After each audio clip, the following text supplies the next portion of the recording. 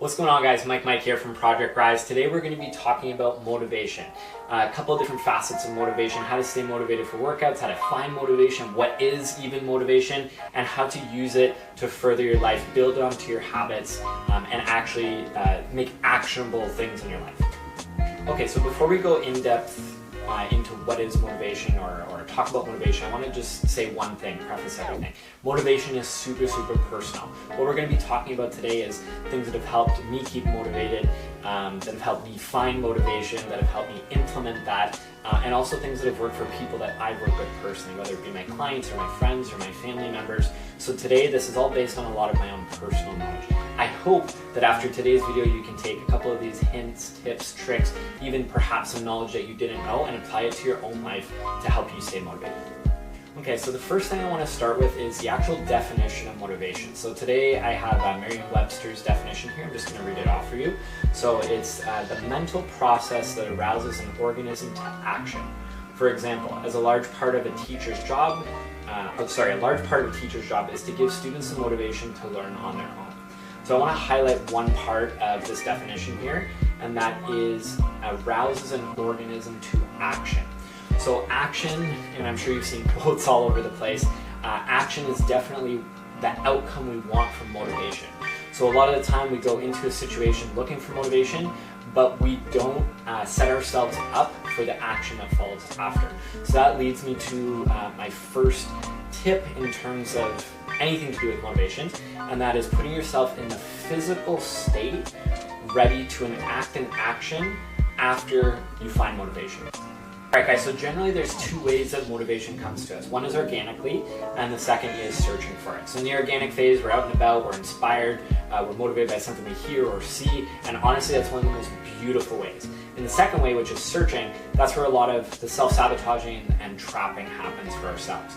So in this phase here, we're sitting at home, we're searching for our favorite motivation on our phone or on YouTube or on various forms of social media, and a lot of times we find ourselves in a position physically where we can't enact the feeling that we're feeling at the time, or the motivation that we're feeling. So I'll give you an example. You're sitting on a couch, and you're scrolling through Instagram, but your feet are up, you're watching Netflix, you have a bowl of chips in hand, and at the minute, I'm getting workout motivation. Wow, I see this video, it's amazing, it's super inspiring, I really want to do that. Phone goes down and you continue your daily task. The problem with that is that when I set out to search for my motivation, I didn't set myself up physically. So what I mean by this, and this goes into our first tip here, and that is before I find myself in that situation, what I could potentially do is get my workout clothes on, get ready, and then search for my motivation, right? Let's say I want to get motivated to read a book. Well, I'm not going to go for a car ride or for a jog to get motivated to read a book. I'm going to have a bunch of novels in hand, and then I'm going to search for what's motivating me to read or why I need to read. If you set yourself up for that, then honestly, the motivation, can be enacted really quick. Alright, so now you've found your motivation, and honestly, that's probably not the hardest part of this whole journey, in my opinion. There's a plethora of information out there, a wealth of knowledge on the internet that you can pull motivation from. Now, the hard part is acting out those feelings. So, when it comes to acting on something we're trying to get motivated for, oftentimes it comes with severe anxiety, right?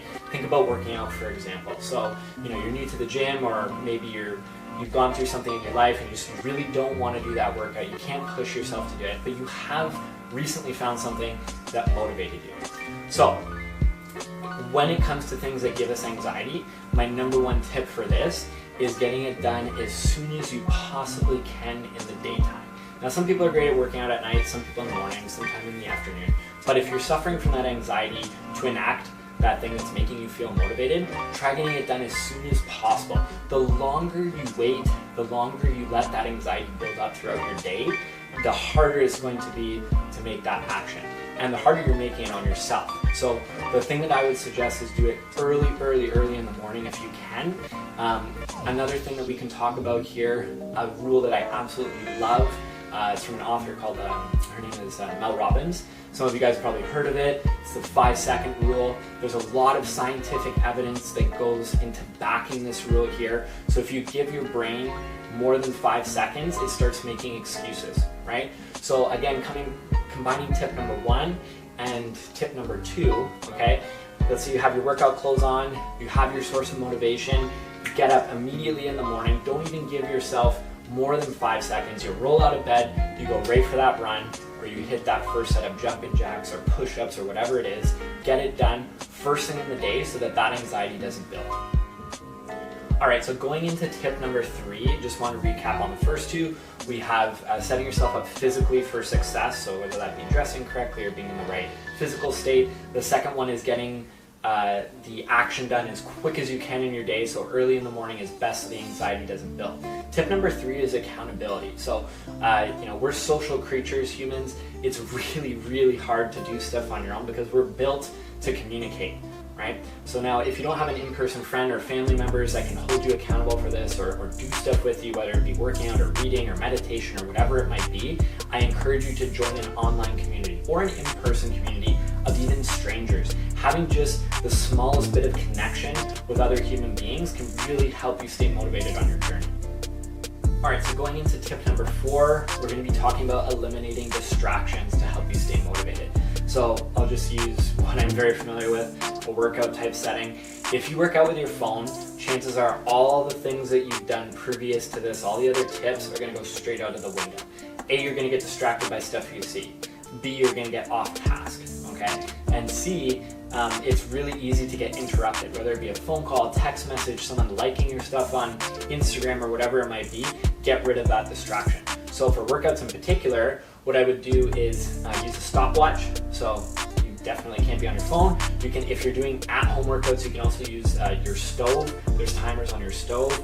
If you have a watch, you can use that as well, but try and get rid of that distraction as much as you can. Okay guys, tip number 5 is going to be the timer is your best friend in more ways than one. So first off, it can definitely help you stay accountable to the amount of time you're dedicating to a new habit. So for example, if you are just starting reading or just starting working out or just starting meditation, we don't want to start with massive amounts of time. We want to start with small amounts of time. That way it will, A, you'll feel very successful when you complete the small increment, and B, you can track your progress, right? If you start with 10 minutes of reading, then you can go into an hour or whatever it is that follows after that you feel comfortable with, right? But don't start with a massive amount of time right away. Okay guys, my final tip of the day, tip number 6, is to understand that motivation is not constant, nor does it have to be. So the people that you look up to, everybody who seems to be motivated 24/7, they are not. 100% they have bad days, whether it's 1 in 365 or 200 in 365. Everybody has a bad day and not everybody is motivated all the time. So if you go into looking for motivation, enacting motivation, feeling motivation, anything to do with motivation, with that in the back of your mindset, that is okay to take breaks, it's okay to have bad days or to have days where you're not motivated, you will be totally fine. If we go into it with an opposite perspective and we're very self-critical, we're very hard on ourselves, it is exceptionally difficult to make progress and also to stay motivated day after day or even a few days of the week. So start small, try and enact as many of these tips as you can. Hopefully you learned something new today. And remember, the beautiful thing about learning is that nobody can take it away from you. Have a good day.